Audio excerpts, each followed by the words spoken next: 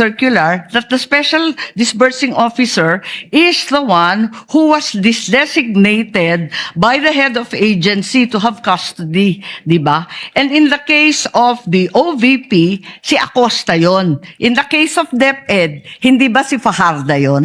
That is not entirely correct po, Your Honor. Because under the joint circular, it shall be the responsibility of the head of the agency first to approve yung cash advance. Pangalawa, to Oo oversee yung agency-wide utilization. Pangatlo, to ensure compliance with the joint circular. And also po, inattest din po ni OBP yung Unresponsive po.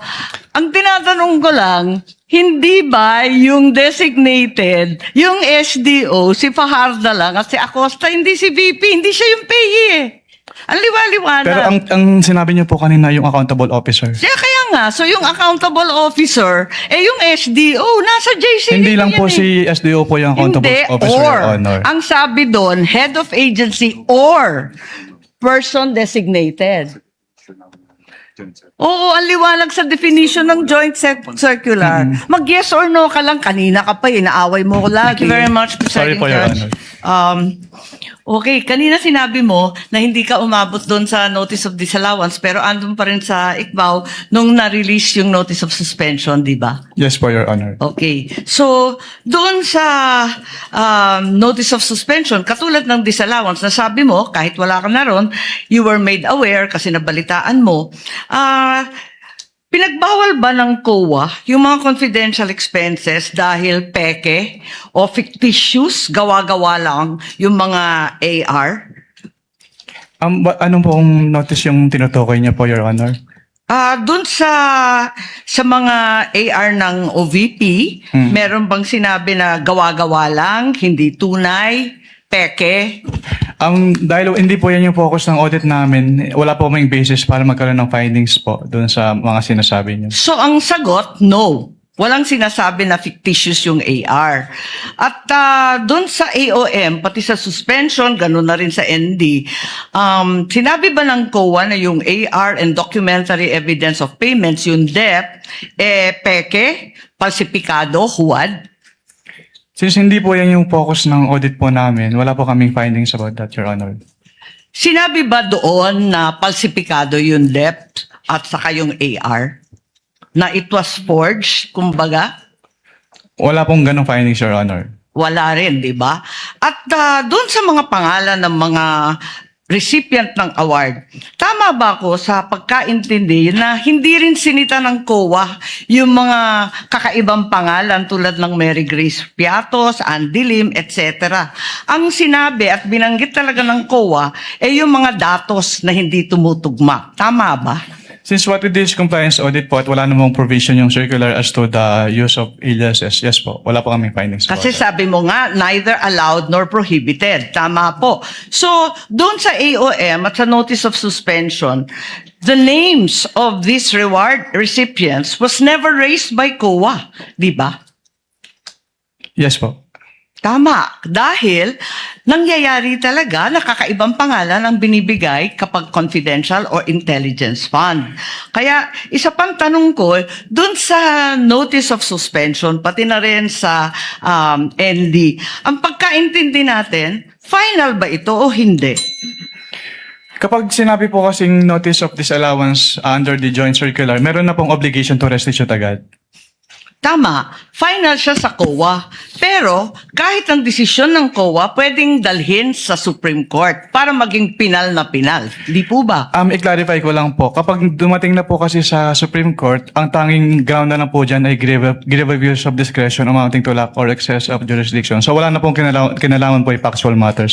Ganun nga, talaga naman na matters of fact, hindi naman rin na-raise sa Supreme Court, tama ka doon. Pero hindi pinal. Pwedeng dalhin sa Korte Suprema. At no point are these final. I-clarify ko lang po, yung decision po ng COA to restitute ay hindi po apektado nung pag-file sa Supreme Court. So kahit mag-file po sila ng petition for certiorari sa Supreme Court, kailangan na po nilang ibalik kaagad kasi yung pendency po ng petition for certiorari, hindi po niya na-stay yung obligation to Naintindihan restitution. natin yun, pero hindi pa tapos ang kaso. Pwede pang dalhin sa Korte Suprema, hindi po ba? At saka dun sa notice of suspension, balikan ko lang.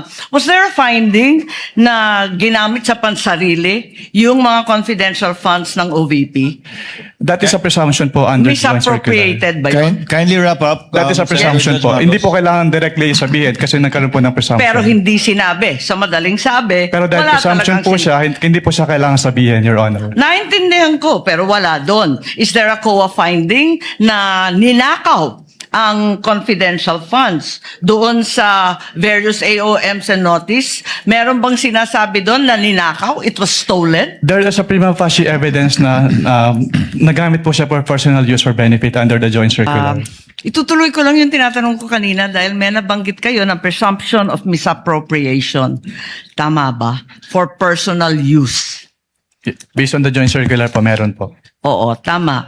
Pagkatapos nun, tinitingnan ko yung joint circular at maliwanag that the presumption for misappropriation arises against the accountable officer. Di ba? Yes. Against the accountable officer.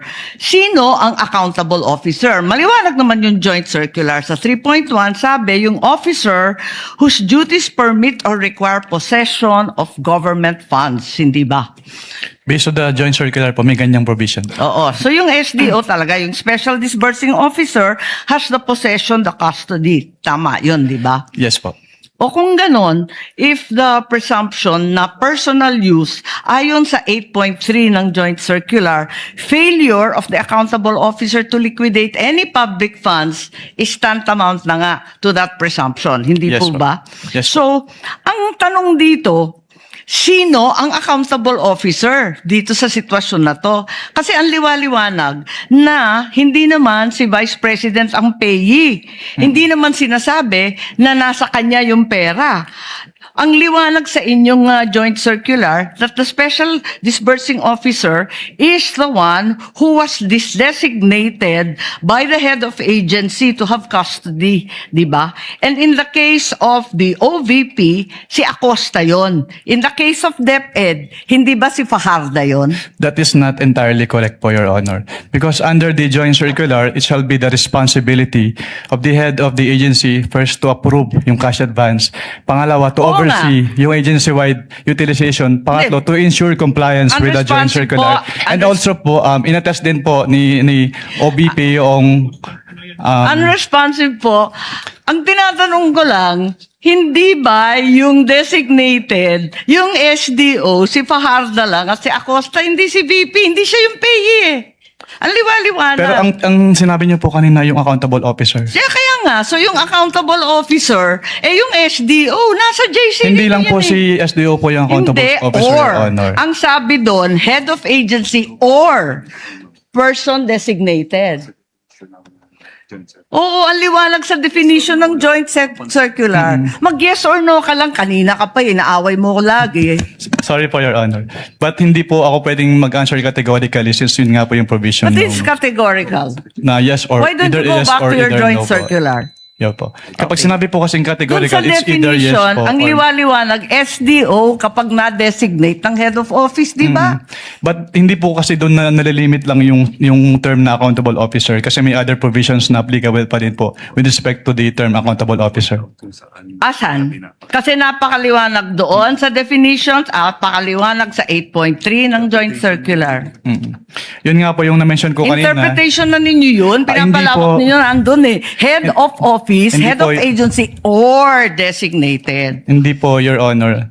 Kasi yun nga po, nakalagay po doon sa... Sabi mo kanina yes, ngayon no naman. Wala po akong sinabing yes O po, Your sinabi Honor. mo kanina oo, SDO nga in charge. Sinabi ko lang po kung ano yung... Kinonfirm ko lang po kung ano yung SDO po, Your Honor. Attorney Wamel, kindly avoid arguing with Senator apologies Judge for Your Honor. Marcos. O sige po. And kindly wind up, Senator Judge Marcos. Pwede lang itanong kasi nalito ako kahapon. Kahapon sinabi mo na si VP Sara lang ang first and only vice president that you audited na may confidential funds. Hindi sinabi mo yun, di ba? Yes po, Your Honor. Tapos, kahapon, nung pinakita ng depensa, yung SARO na si VP Binay, noong 22 December 2014, may binigay na 6 million kay VP Binay ang DBM. Alin ba ang totoo sa dalawang sinabi mo magkatunggali? Yung pinakita po kahapon ay special allotment release order po. Ano? So nagkakaroon po ng special allotment release order kapag Alam ko merong... kung ano ang SARO, matagal na, tumanda na po kami sa Yes po. gobyerno. Pero hindi po kasi yan niliquidate sa ICPAO. So we wouldn't know if it was used Hindi, or pero not. ang klaro, may katibayan na hindi ka isa-isang VP, si VP Sara. Your Honor, since hindi po nagsabit ng liquidation, Teka. hindi rin po... Teka, nandun ka na sa ICBAO noong 2014, sabi mo, di ba? Yes po. O kaya nga, Opo. o di kahit si VP Binay may confidential funds, the only VP audited was VP Sara. Ganun If ba I- yon? Since si VP Sara lang po yung nagsubmit ng liquidation. Pero Ba't hindi mo alam? if I may clarify po. Ba't hindi Wind mo up. alam? Nandun ka na noong 2014. Dapat Opo. alam mo yun eh. If I may clarify po, Your Honor. Since wala pong budget dun sa GAA as to confidential fund at hindi naman po nag-liquidate si BPB9 nung kanilang confidential fund. So hindi po namin alam kung ginamit at hindi po nakarating sa Hindi, COA ang yung tanong, SARO po. nabigyan ng confidential funds, humingi at nabigyan. May SARO eh. We wouldn't know Yun if lang it is naman ang used. tanong eh. Of course, you know, may SARO. Sinabi mo nga, totoo yung sarong yun. Anyway, alin ang totoo? Si VP Binay o si VP Sara? Talaga bang totoo yung dalawa o iisa lang? We don't know. Based on our records po, si VP Sara lang po yung may liquidation. So maraming we don't know ang COA? Ganun ba yun? Based on our records po, si VP Sara lang po yung nag-liquidate nung confidential fund. Eh may record nga ng SARO. Maraming salamat. Kindly wind up. Presiding Judge. Thank you, Senator Judge Marcos. Chari, walang liquidation. To clarify and finish that point, if there was no liquidation, there's nothing for COA to look at. But it's possible that indeed confidential funds were given to the former Vice President Binay. Yes po, Your Honor. So from your end, alam mo lang, wala kasi walang pinaliquidate sa inyo. Yes po. And wala din po siya sa GAA po ng 2014, Your Honor. Pero kung may SARO nga na pinakita sa iyo kahapon at mapatunayan nila, ibig sabihin nun, meron pero walang niliquidate sa inyo. Maaari po, Your Honor. Pwede po. Yun lang naman yung tanging rason, di ba? Apologies po, may O apologies hindi po, nirelease. Senator Ivy. Chair would now like to recognize our minority leader, rather, Senator Judge Alan Cayetano, for his availment of the first round. You may proceed, sir, when you're ready. You have 2 minutes, sir. Mr. Presiding Officer, Senate President, dear colleagues. My question is to the counsel for the prosecution, defense, and the witness.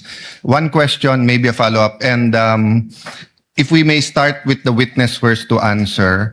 I'm not asking you to make a judgment in this case ng impeachment. So sa akin is answer the general question. So we've discussed in the last 2 days, di ba, what is illegal expenditure, what is irregular expenditure, what is improper expenditure.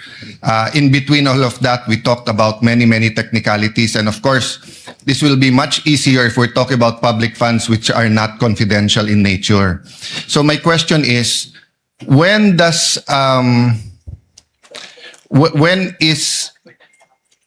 when we analyze the expenditure, when is it in the nature of an administrative problem na parang mag-submit lang kayo, i-justify nyo to, o kulang lang ng dokumento, i-supply nyo to. And when does it go up to na criminal na in nature na sandali lang, may anomalya na dito or we might file charges against you. Ano yung bar niyan, di ba? So sa mga senator judges na nanonood ngayon and sa publiko na nanonood ngayon, because nga confidential expenditures are in a class by itself, di ba? Peace and order is so important, security is so important.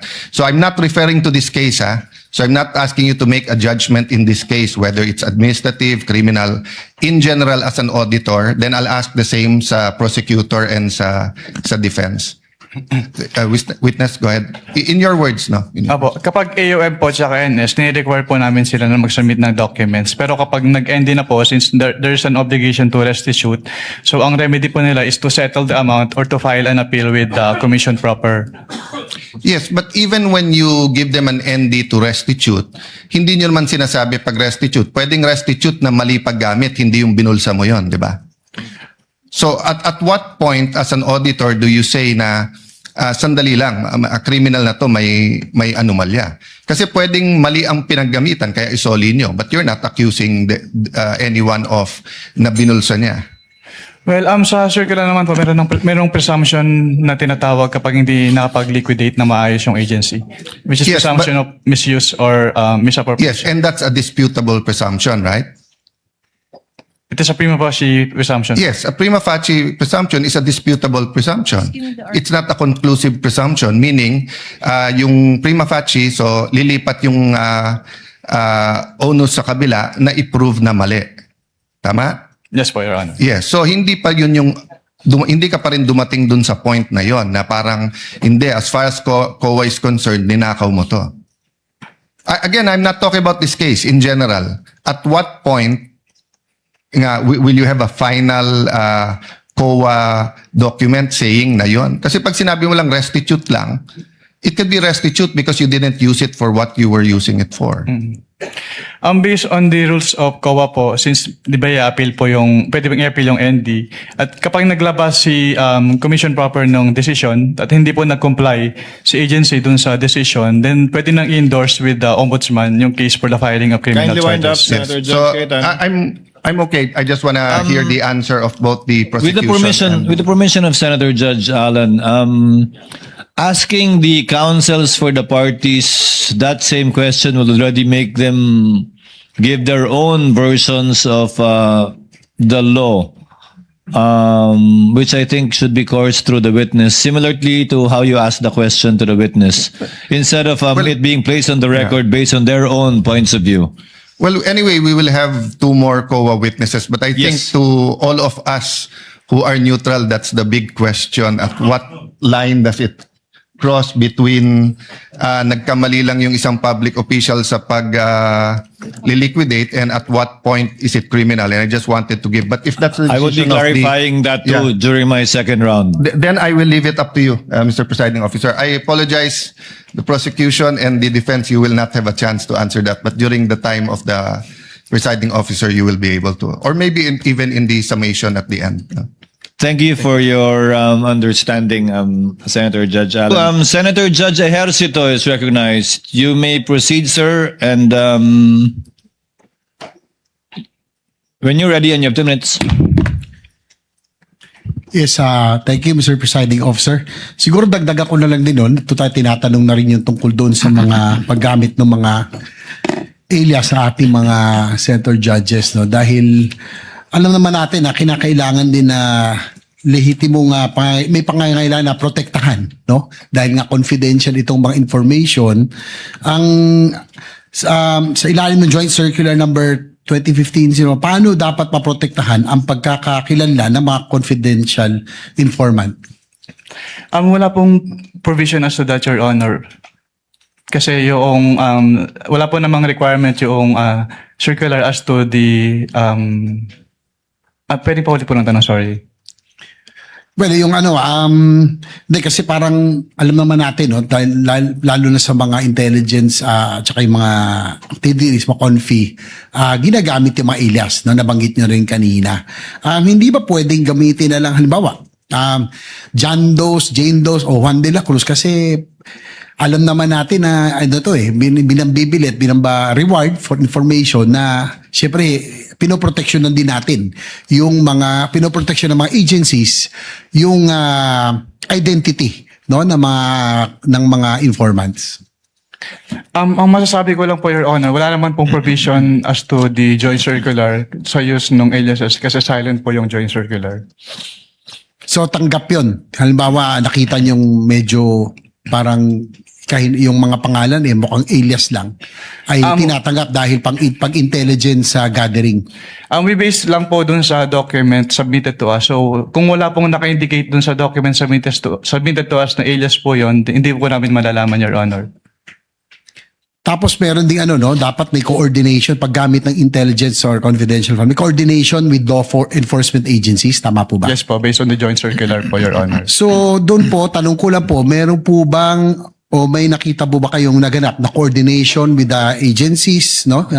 Of course, yung PNP, AFP, PDEA at iba pa, NBI na ginawa ang halimbawa OVP in this case sa kanilang paggamit ng confidential funds para sa sinasabi nilang confidential programs. Based on the documents submitted po sa ICFA, wala po, Your Honor. Dahil sinasabi ng joint circular, kung di ako nagkakamali, na kailangan may proper coordination ang paggamit ng confidential funds with these law enforcement agencies. Yes po, based po on the joint circular, Your Honor. Isa ba ito sa mga findings ng COA sa IOM o sa audit observation memo or notice suspension or notice of disallowance na inilabas laban sa OVP, yung walang coordination? Wala po kaming naging findings about dyan, Your Honor. Last, Mr. Presiding Officer, doon sa course ng iyong audit, Mr. Attorney Wamil, did you see any evidence o may ebidensya ba kayo na si Vice President personally ang tumahan sa Pondong Bayan ay sapat na? O upang matukoy kung may umiiral na pananagutang administratibo, sibil o kriminal? Under the joint circular po kasi, since si OBP po, si head of the agency po yung may responsibility to oversee kung paano gamitin yung confidential fund and to ensure yung compliance nila dun sa joint circular, then the accountable person din po si head of the agency, Your Honor. So last question, Kindly wind up. Mr. President. Upang maging malinaw ang inyong testimonya nang sabihin ninyong wala kayong nakitang ebidensya na ang pangalawang Pangulo mismo ang tumanggap, nagpanatili o nakinabang sa confidential intelligence, inilahad lamang ba ninyo ang inyong audit findings at hindi kayo nagbibigay ng legal na konklusyon hinggil sa pagkakaroon ng kawalan ng pananagutan? Is it based on your audit findings or legal conclusion hinggil sa pagkakaroon ng liability? Based po sa audit findings, Your Honor. Kasi nilalagay po namin yung persons accountable dun sa aming ini-issue po. Okay, thank you, Mr. Presiding Officer. Thank you, Senator Judge JV. Before recognizing Senator Judge Soto, Attorney Wamil, just on the point of Senator Judge Marcos, to clarify, the decision of COA with respect to any appeal is final, is executory but not final even if it is appealed before the Supreme Court, correct? With respect to the obligation to restitute po, kahit magkaroon ng pendency ng petition for... Attorney Wamil, listen to the question, please. Okay, It is, Your Honor. unless a TRO is issued by the Supreme Court, it is executory but the decision is not yet final. Would that be correct? Yung decision po, final na, Your Honor. Kasi In-appeal nga sa Supreme Court, paano magiging final? Ikaw naman. A decision of the COA executory na po, Your appealed to Honor. the Supreme Court is executory unless a TRO is issued but is not yet final. Yes po, Your Honor. That is a correct statement. Opo. Thank you. Senator Judge Soto, you are recognized, sir. You may proceed when you're ready. You have 2 minutes. Thank you, Mr. President, Mr. Presiding Officer, Mr. Witness. In your testimony, August 3, upon direct examination by the prosecution counsel, you were presented representative samples of selected forms. The question 845 acknowledged receipts, if I remember it right. Correct ba yun? Yes po, Your Honor. All right. Sinabi nyo na kayo ay gumawa ng observations doon sa mga acknowledgement receipts nito kung saan ilan dito ay pinagagamitan ng confidential funds ay hindi naaayon sa Joint Circular 2015-01. Ngunit may mga acknowledgement receipts according to how I recall it na wala naman kayong observations, ano? Yes po. Sapagkat ang pinaggamitan ng pondo ay naaayon sa nasabing circular. Tama ba? Yes po, Your Honor. Alright. Halimbawa, yung acknowledgement receipt ni Mary Grace Mary Grace Piatos na 70,000 for medicine, walang supporting documents. Kaya gumawa kayo ng observations. Yes po, Tapos Your Honor. yung doon naman kay acknowledgement receipt ni Janice Marie Trevilla, 70,000 at Patiting na 150,000. Wala kayong observations. Dahil ang pondo ay ginamit sa purchase of information na pinayagan o allowed ng nasabing circular. Tama ba? Yes po, Your Honor. That's the way I recall it. All right. Okay, now, ito ngayon ang tanong ko. Out of these 845 acknowledgement receipts na pinag-uusapan sa kasong ito, ilan ang nagawa nyo ng observations dahilan sa kawalan ng supporting documents? Hindi ko na po matiyak kung ilan yung exact number po, Your Honor. Ilan ng, well, then my next question will not be answered because tatanong ko, ilan yung walang observations? Pwede ko po pwede po ako mag-refer sa tabulation po, Your Honor. Please. You can refer to your tabulation table that was earlier marked. Assisting counsel, can you show him the previously marked evidence pertaining to his tabulation or summary? Assisting counsel for the respondent may also approach, should he so desire.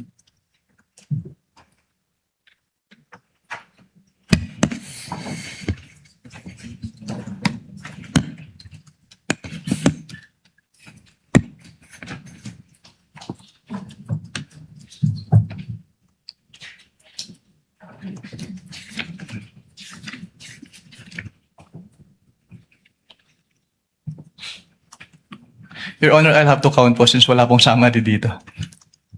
What do you mean? You have to count. The 845. Yes po, Your Honor. Wala kang percentage man lang. Since personal notes ko lang po ito, Your Honor, at raw tabulation lang po siya. So you would not have a... Gano'ng katagal nga abutin niya kung bibilangin mo?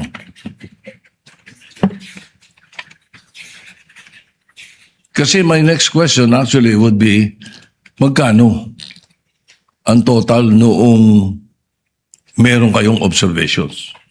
At magkano yung wala?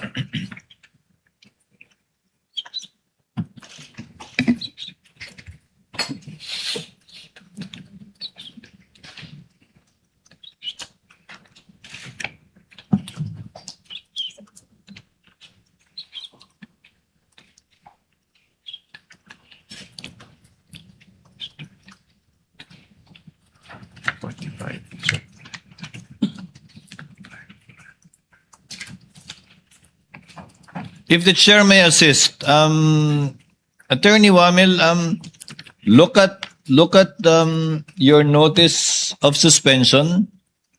You may observation ka, I presume, pertains to those rewards, payment of goods and medicines that you made observations to and suggested to be suspended. So I presume it pertains to those ARs. Yes po, Your Honor, pero amount lang po kasi yung naka-indicate po doon.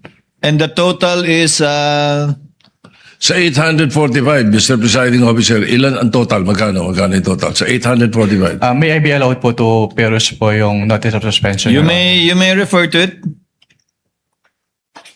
Papayag na kasi ko sa ballpark figure, basta't bigyan mo lang ako ng kasagutan. Anong total nung 845? Ano yun? 125 million? Out of the 125 million, ilan po?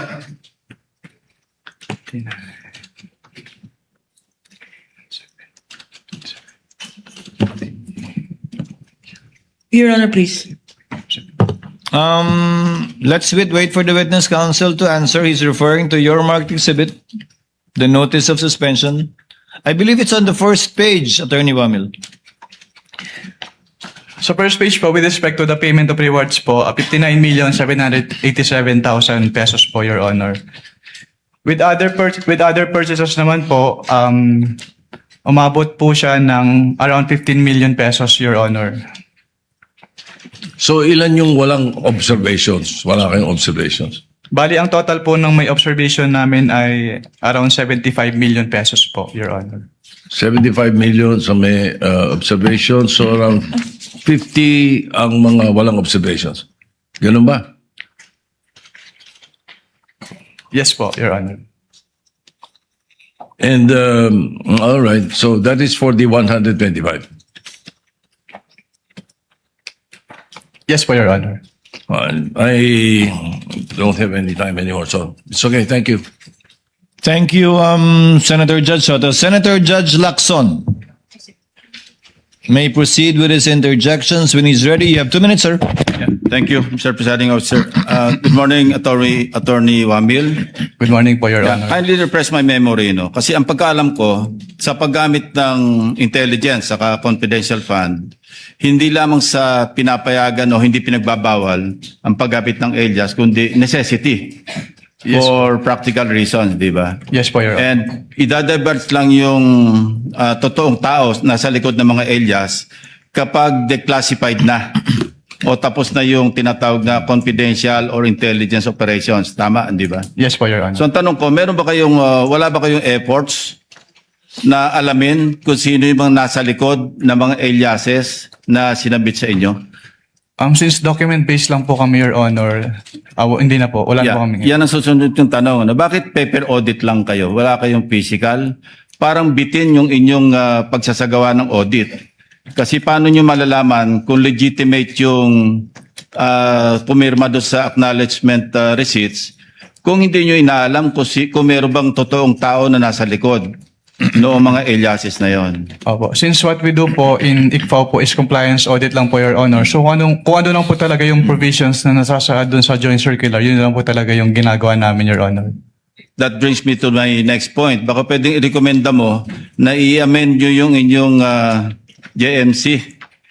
Kasi parang bitin. No? In fairness to the concerned offices or persons na ino-audit, dapat kumpleto yung due process, hindi ba? Yes po, Kasi Your kung Honor. paper lang, magre-rely lang kayo sa mga submission, hindi nyo inaalam, you don't go further than that, di ba?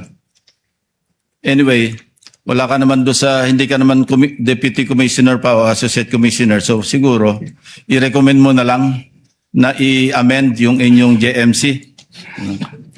So my next question is, what would you consider as evidence of success of a particular surveillance operation and or intelligence information gathering activity? Ano yung evidence of success? Actually, walang specific na document yung sinasabi ng joint circular, pero nagbe-base po kami dun sa mismong wording po na dapat merong causal link between the successful intelligence or surveillance activities vis-a-vis yung information given by the informer. Okay.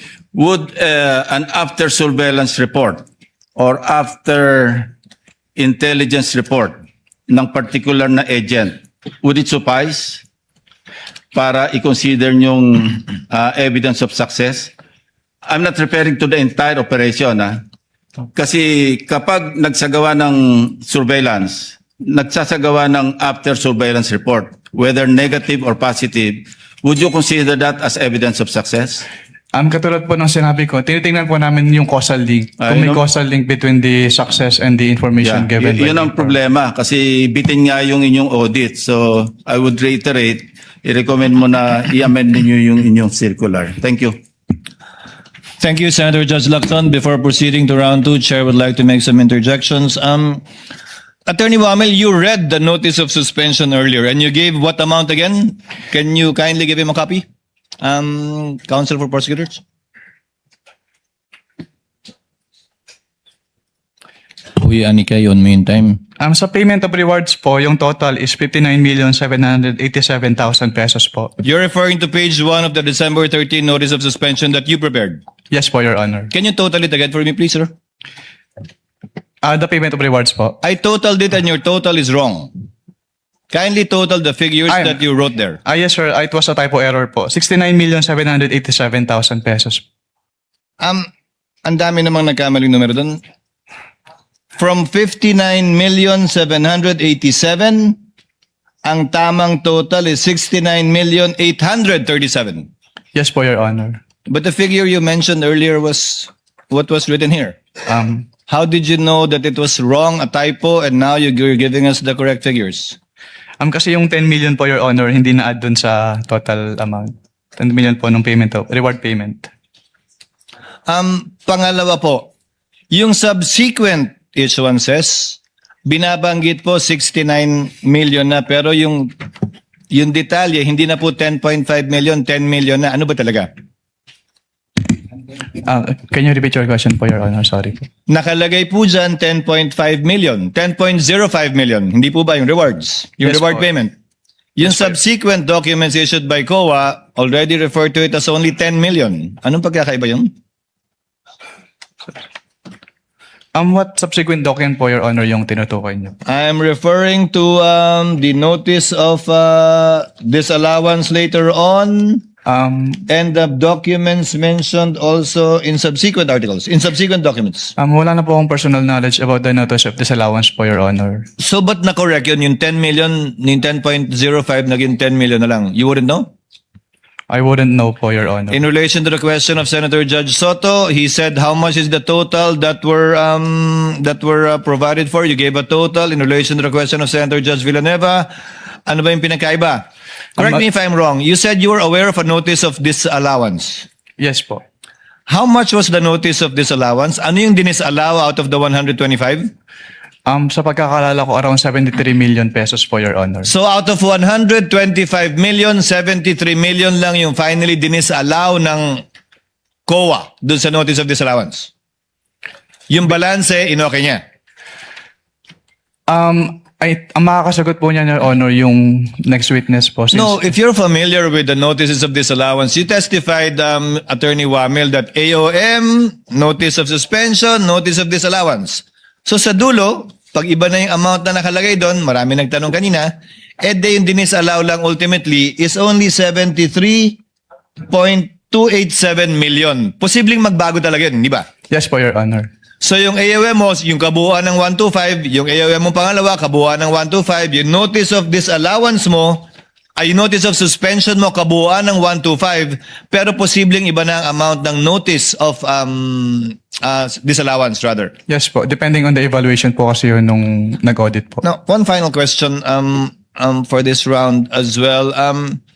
Let's focus on the failure to liquidate and notice of demand. Yung AOM po ba may failure of to liquidate na at notice of demand na? Wala pa. I'm citing paragraph 8.3 of the IJMC. Kapag AOM po kasi, Yes or no? wala pa po. Yun po, yung AOM po kasi yung parang kinukonsider namin as demand po, Your Honor. So, wala. Saan po nakalagay sa AOM na may demand kayo? Kasi ni-require po namin sila na to comply with the submission po of the documents. Attorney Wamil, there is a big difference because your notice of suspension, does it include the demand? Pardon, Your Honor. Does the notice of suspension include the demand to pay? Wala pa po, Your Honor. Isn't it correct na nandun lang sa notice of disallowance yun? Based on the joint circular po, doon Yes. po ni-require po na mag-restitute. Sa notice of disallowance na. Yes. Wala sa AOM, walang demand sa notice of suspension, sa notice of disallowance. The demand to pay po, yes, Yes. Your Honor. So, when will the presumption come in? Under paragraph 8.3. Kung wala pang failure to liquidate, dahil hindi pa final, kung wala pa yung demand until notice of disallowance na hindi pa final, kailan po papasok yung presumption o prima facie dun sa 8.3? Ang wording po kasi nung 8.3, Your Honor, failure to liquidate. So failure, kasama po dun yung failure to submit the documents. Hindi po kasama yung failure to pay kung ano man po yung dinedemand. Nakalagay po doon, failure to liquidate upon demand. Yes po. So ang sinasabi po doon ay isubmit yung complete documents with the ICPAW. So, pag hiningi nyo at hindi pa nasasubmit, failure na yun sa palagay mo? Yes sir, kasi ang sabi lang naman po is upon demand na hindi sila nakapag-liquidate po. That is your interpretation, sir, correct? That is not found in the GMC. Ang binibase ko lang po dun sa provision po ng GMC, Your Honor. Sa interpretation mo nga ng GMC. Yes po, Your Honor. To avail of round 2, Senator Judge Pangilinan. Thank you, Attorney Wamil. To avail of round 2, Senator Judge Pangilinan. You have 2 minutes, sir. Thank you. Doon tayo sa yung acknowledgement receipts, no? So, andito yung mga acknowledgement receipts for December 21 to 31. No? Ang napansin ko rito nga, lahat buo ang numero, no? Walang butal. 250,000, 500,000 na acknowledgement receipt. Tama ba na kapag resibo na official, ang malamang hindi buo, no? May butal, di ba? May detalyado. Malamang. No ba? Malamang po, Your Honor. Okay. Based on your experience. So dito, puro buo, 250, 500, ni isa, walang butal. Walang sentimo. No? So, yun, medyo isang concern natin yun. Ano? Pangalawa, 111 disbursements in one day. Naka-date. Do you confirm that? Wala po akong data nung number This po. is about December 23, Ah. 2022. Nakalagay dito date December 23, December 23, December. Binilang namin 111. Isang araw, no? Totaling 17 million. Pagka ganyan ba, would you consider that usual? Disbursement, 111 disbursements in one day? Wala pong specific provision yung circular as to that. Yes, but the circular says to prevent irregular, excessive, di ba? Extravagant. So, would you consider this, does this fall under regular, irregular, or you wouldn't know? I wouldn't know po. Okay. Pero that's unusual po, pero I wouldn't know if it is irregular since wala naman pong provision. So we come back to the term unusual. Okay. So this is unusual. Doon sa nabanggit mo kahapon, yung usapin nung meeting ninyo, yung audit query, nabanggit nyo na hiningi, di ba nagka-meeting kayo, nagkaroon ng audit query, hinihingi ang audit query sa halip na AOM, tama? Yes po, Your Honor. Okay. At hindi kayo pumayag? Yes po, since wala naman po siya doon sa aming joint circular, Your Honor. Kung pumayag kayo na wala sa joint circular at nagbigay kayo ng audit query na hinihingi ng OVP, would you be violating the joint circular? Yes po. Kaya So- hindi po kami nagbigay, Your Honor. In other words, an audit query would be a violation of the joint circular, tama? Hindi lang po siya sanction, Your Honor. So, Yes. Hindi po siya part nung ini-issue namin. Okay, okay. Pero hindi nga part. Pero kung ginawa nga ninyo, based on your experience as auditor, you would be violating your own issuances. Yes po, Your Honor. That's why you refuse to give the audit query as requested and instead, tinuloy nyo yung AOM. Last question, Mr. Kindly wind up. Yes, last question. Binanggit mo na hindi tinanggap yung AOM nung inisyu ninyo. Tama ba yun? Yes po, Your Honor. Bakit? Alam nyo ba kung ba't hindi tinanggap? Dahil walang authorization? Tama ba yun? Yes po, wala daw pong mag-receive, Your Ganyan ba Honor. dapat? Ganyan ba ang kalakaran pagka ang isang ahensya ng pamahalaan ay binigyan nyo ng AOM? Nangyayari ba yan na hindi tinatanggap ng ahensya? Yan po yung first time na nangyari po, Your Honor. So, that's unusual. Yes po, that's unusual po. Okay. No further questions, Mr. President. Thank you, Senator Judge Pangilinan. Before proceeding to the other round two availers, Chair would like to recognize Senator Judge Zubiri, who will be availing of his first round to make his interjections. You are recognized, sir. You may proceed when you're ready. You have 2 minutes. Thank you very much, Mr. Presiding Officer. Magandang umaga po, Attorney. Good morning po, Your Opo. Honor. Ito, broad strokes lang po ito, Mr. Presiding Officer, to my dear colleagues. Kasi sa iyong pananaw, dito sa findings ninyo, napapakita ba na may possibility of misuse and abuse of government funds on confidential and intelligence funds? There is a presumption po, Your Honor. Yes. And hindi lamang to para sa opisina ni OVP, di ba? I'm sure sa tagal mo, sa iyong karanasan bilang investigator ng COA, ganito din ang findings mo sa maraming mga ahensya. Yes po. Since we follow naman po yung joint circular sa lahat ng in-audit po namin.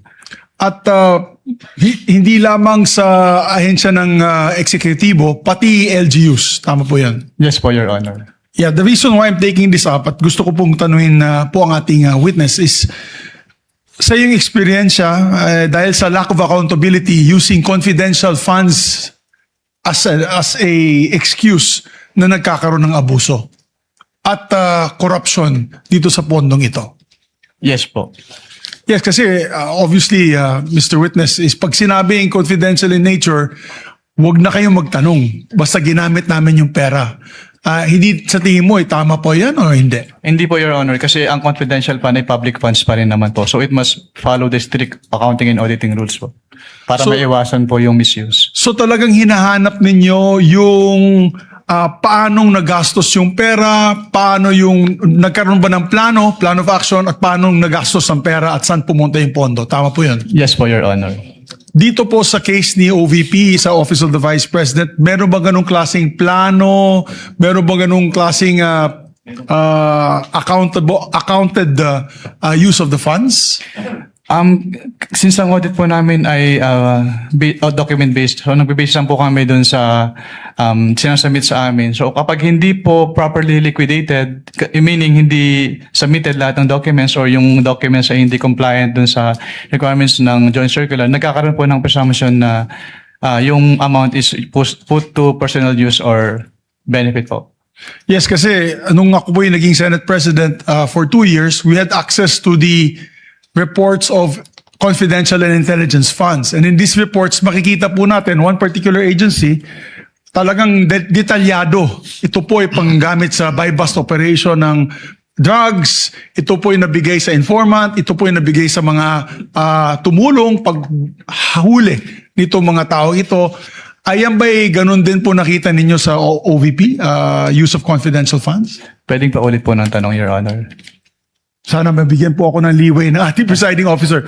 Basically, nung ako po yung naging Senate President, yung confidential intelligence funds ay dinadala dito during budget hearing. So, para ma-review po ng Senado. Ang ginawa ko po, nung ako po yung Senate President, binuksan ko po ito sa majority at minority. As a matter of fact, Senator Risa Ontiveros, Senator Coco Pimentel was the minority leader then. Binuksan po natin yan para makita ng lahat yung paggamit nitong confidential and intelligence funds through the reporting of the different agencies. May mga ahensya na makakapal ang mga sinabmit sa Senado para makita kung gaano nila o paano nila ginamit yung pera. Dito ba po sa Office of the Vice President, ganun din ba po kadetalyado ang report na binigay po sa COA o nakita ng COA sa paggamit ng mga pondo nila? Hindi po, Your Honor. Hindi po. Opo. Okay, and the reason why, and this as a statement, the reason why we need to really curtail the use of intelligence and confidential funds on the possibility of abuse, and not only on the Office of the Vice President. This also goes to all agencies of government. Kaya limitado na po sa armed forces na lang yung ating confidential funds tuwing nag-approve po tayo ng budget. At kasama na po dapat dyan yung LGUs. Dahil yung LGU po ay matindi din ang pag-abuso ng kanilang confidential intelligence funds. Tama po ba yan, Attorney? Under your experience? Yes po. Kulang po yung safeguards, Your Honor. Maraming salamat po. Thank you, Senator Judge Zubiri. Next would be Senator Judge Erwin Tulfo. You may proceed, sir. When you're ready, you have 2 minutes. Mr. Witness, napansin po ba ninyo na yung isang acknowledgement receipt na 220,000 para sa payment of reward, parenthesis, various goods, para kay TJ Verano, 220,000 po ito. Ang date po ng receipt ay December 22, 2026. Samantalang ang expenditure ay para sa taong 2022.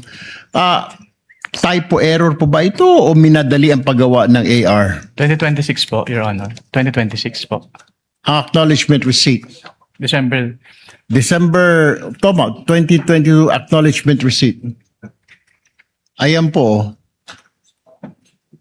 Para sa 2022 po yata ito.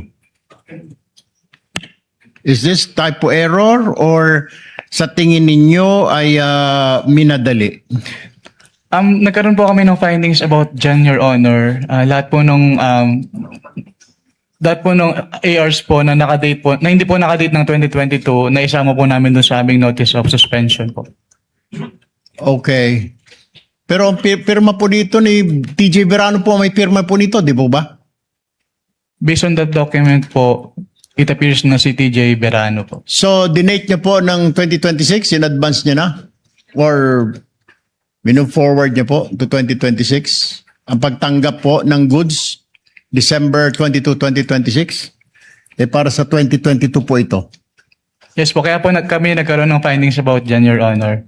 Okay. So, question ho ninyo. Opo, kinwestiyon po namin. Pangalawang katanungan ko po, pinajustify niyo po ba sa OVP bakit gumastos ito ng 2 milyon kada araw para sa safe house?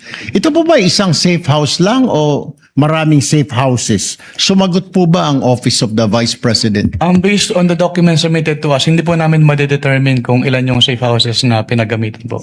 Pero sumagot po ba siya? Pinajustify niyo po ba? I mean, 2 million per day, sobrang laki. Hotel na po yata yung nirerenta po nito. Ganito kalaki, sobra pa. Hindi po namin pinajustify, Your Honor, since wala naman pong threshold dun sa joint circular as to the amounts. Na yung 2 million. So, hindi po unusual para sa inyo na magrenta po ng safe house sa 2 million per day dito sa Pilipinas. Since, tulad nga po ng sinabi ko kanina, we follow our audit based on the provisions po ng joint circular, pero wala naman pong threshold as to the amounts of joint circular, kaya wala po kaming findings as to that.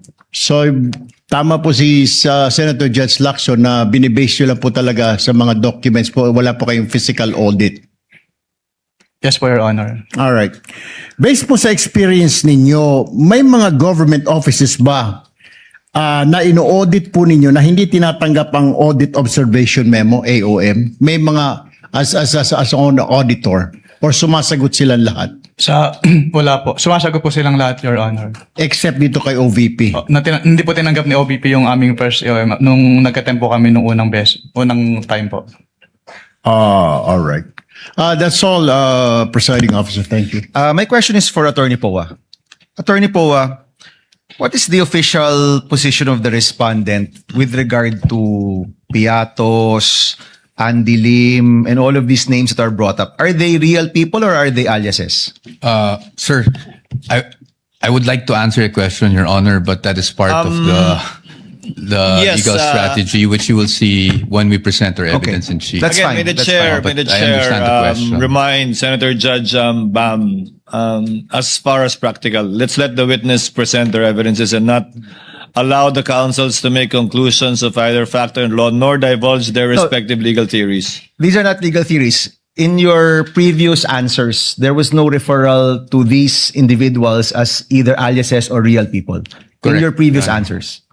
Correct, because that was precisely our legal theory then, that there was nothing to answer at that point, Your Honors. Alright. But we will definitely show you our theory once we are given the opportunity to present our evidence in chief, Your Honor. Alright, maraming salamat, Attorney Poa. Attorney, during your conversation with the OVP, nung panahong binubuo yung AOM, may nagbanggit ba sa kanila na, itong mga pangalan to, alias to? Or never nila nabanggit yung tungkol sa alias nung nag-meeting sila sa'yo? Nung time po na yun kasi hindi pa nila nasubmit yung documentary evidence of payments po. So there's never been any indication from their responses or any calls that these names that are being brought up are indeed aliases? Wala. Wala pong indication. Okay, thank you. Yung ibang ahensya na ino-audit ninyo, gumagamit rin ba sila ng alias?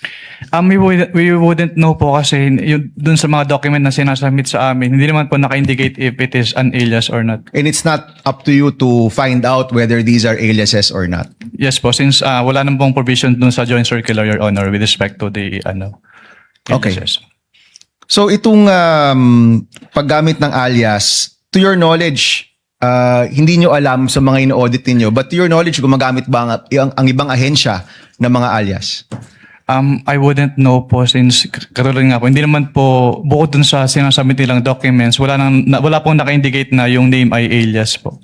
And the position of COA is hindi ito bawal, pero hindi rin to pwede. Yes po, kasi silent po yung joint circular, Your Honor, as to that. Okay, but your appreciation is totoong tao ito. Kasi may pirma. Tama ba? Lahat ba ng AR may pirma? Sa pagkakaalam ko po ay meron naman po. So kung alias at di ko naman pangalan to, pipirmahan ko pa rin. Or pag alias ba, dapat wala nang pirma?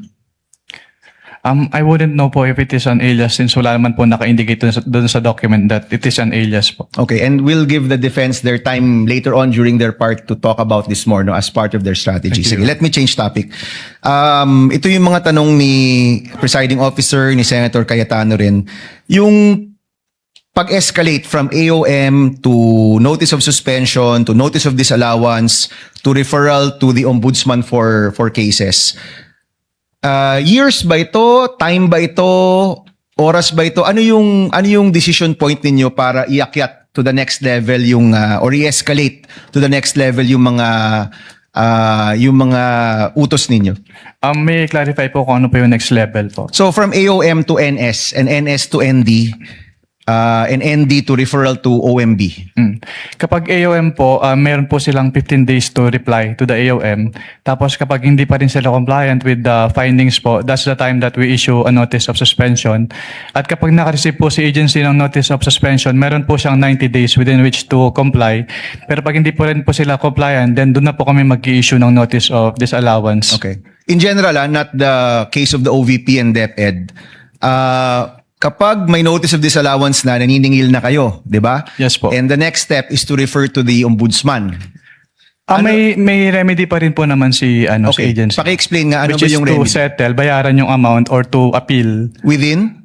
within 180 days po from the date of receipt po ng disallowance. Okay. So we will find out with the next witness when that notice of disallowance was at kung pasok pa rin sa 180 days. Kung wala pa rin sa 180 days, then you refer to the ombudsman? Yes po, kasi pag hindi po sila nag-appeal at hindi rin po sila nagbayad, nagiging final po yung decision and that's the time na we refer na po to the office of the ombudsman kapag hindi po sila nag-comply. At meron ka bang knowledge about the status of these disallowances right now? Wala po, since confidential po yan, hindi naman po yan ina-announce sa buong COA, so I wouldn't know po. So let me ask the prosecution, final question. Is that the next witness? Is that going to be the testimony of the next witness? Itong disallowance, 180 days na lumipas, at kung may referral to the ombudsman? Yes, Your Honor. All right. Thank you, Mr. Presiding Officer. Thank you, Senator Judge Bam Aquino. Next